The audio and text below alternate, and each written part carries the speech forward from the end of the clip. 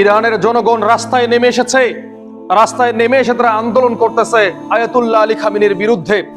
তারা চায় খামিনি সরকারের পতন হোক এবং সেই দেশে নতুন এক রাষ্ট্রীয় নিয়ম অনুযায়ী নির্বাচন অনুষ্ঠিত হোক। ইরানের এই জনগণ ভুলে গেছে যে আয়াতুল্লাহ আলী খামিনি তাদের শেষ ভরসা। আজকে যদি Ayatollah Ali Khamenei ballistic missile তৈরি না করত, ক্রুজ মিসাইল তৈরি না করত, অত্যাধুনিক রাইফেল তৈরি না করত, ডেস্ট্রয়ার, সাবমেরিন, ফ্রিগেটের মতো যুদ্ধ জাহাজ তৈরি না করত, আন্তঃমহাদেশীয় ব্যালিস্টিক মিসাইল তৈরি না করত, তাহলে আজকে ইরানের অস্তিত্ব থাকতো না। আমেরিকা, ইসরায়েল, পুরো পশ্চিমা সভ্যতা ইরানকে ধূলিসাৎ করে দিতে চায়।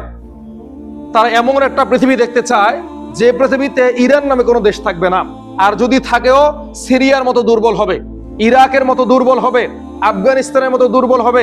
এমন একটা অধপতনের অতল তলে থাকা একটা রাষ্ট্র পশ্চিমারা দেখতে চায়।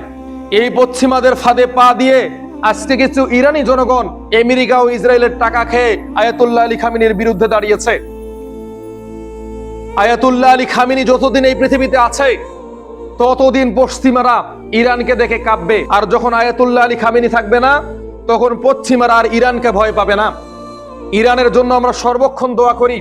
ইরানের মতো শক্তিশালী যদি সমস্ত মুসলিম দেশ হতো, আয়াতুল্লাহ আলী খামিনির মতো যদি বীর বিক্রমে পশ্চিমাদের চোখে চোখ রেখে কথা বলতো, তাহলে আজকে আমাদের ফিলিস্তিনকে তারা দখল করতে পারতো না, আমাদের সিরিয়াকে তারা দখল করতে পারতো না, আমাদের লেবাননকে, আফগানকে তারা ধ্বংস করতে পারতো না। যেহেতু আয়াতুল্লাহ আলী খামিনির মতো নেতা নাই, সবাই পশ্চিমাদের পাঁচ আটা গোলাম, এই জন্য আজকে প্রত্যেকটা মুসলিম দেশ তাদের গোলাম হয়ে গেছে। ইরানের জনগণ এখনো ভুল করতেছে। ইরানের জনগণ যদি এখনই ঘরে না ফিরে, তাহলে সব থেকে ক্ষতি ইরানের জনগণেরই হবে। ইরানের জনগণ আন্দোলনে নেমেছে কেন? সেই দেশের টাকার মান কমে গেছে। আরে বোকা লোকেরা, তোমাদের টাকার মান কমিয়ে দিল কারা? এই লোকটা কারা? এটা তো আমেরিকা এবং ইসরায়েল। তো তোমাদের যদি যুদ্ধ করতেই হয়, আন্দোলন করতেই হয়, তাদের বিরুদ্ধে করো। এখানে আয়াতুল্লাহ আলী খামিনির অপরাধটা কি? তার ওসিলাতে আপনারা বেঁচে আছেন। যখন ইসরায়েল ইরানে হামলা করেছিল 200 যুদ্ধ বিমান দিয়ে এবং আমেরিকার তৈরি সর্বকালের সর্বশ্রেষ্ঠ যুদ্ধাস্ত্র B2 বোম্বার দিয়ে আপনাদের উপর আক্রমণ করেছিল, তখন আপনারা কি করতেছিলেন?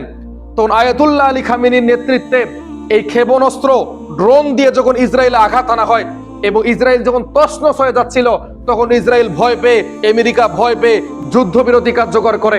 তাহলে এই অস্ত্র আছে বিধায় আপনাদের অস্তিত্ব আছে। যেই দিন আয়াতুল্লাহ আলী খামিনি ঘোষণা দিবে আজ থেকে আমরা অস্ত্র তৈরি করব না, সেই দিন থেকে ইরানের জনগণের দাস হয়ে যাবে।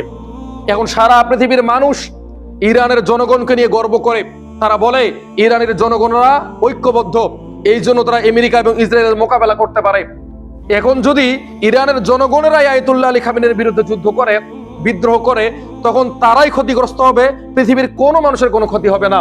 এই জন্য ইরানের জনগণের উচিত ঘরে ফিরে যাওয়া। গৃহযুদ্ধ মুসলিম দেশে নতুন না। আপনি আফগানিস্তানে যান, শত শত দল, পাকিস্তানে যান, শত শত দল, সিরিয়ায় যান, শত শত দল, ইয়েমেনে যান, শত শত দল, অথচ আপনি একটা ইউরোপ কান্ট্রি আমাকে দেখান যেখানে শত শত দল আছে। উগান্ডায় যান, আলজেরিয়ায় যান, সব জায়গায় দেখবেন মুসলিমদের ভিতরে ছোট ছোট দলের অভাব নাই। কেন এই বৈষম্য? এই পশ্চিমারা এই ছোট ছোট দলগুলো তৈরি করেছে যেন মুসলিমদেরকে শাসন করে তাদের জন্য সহজ হয়ে যায়। এই জন্য বলবো কোনো দলাদলি নাই, আমরা মুসলিমরা ঐক্যবদ্ধ। আমরা ঐক্যবদ্ধভাবে পশ্চিমাদের বিরুদ্ধে দাঁড়াবো। ইনশাআল্লাহ আল্লাহ তাআলা আমাদেরকে বিজয় দান করবেন।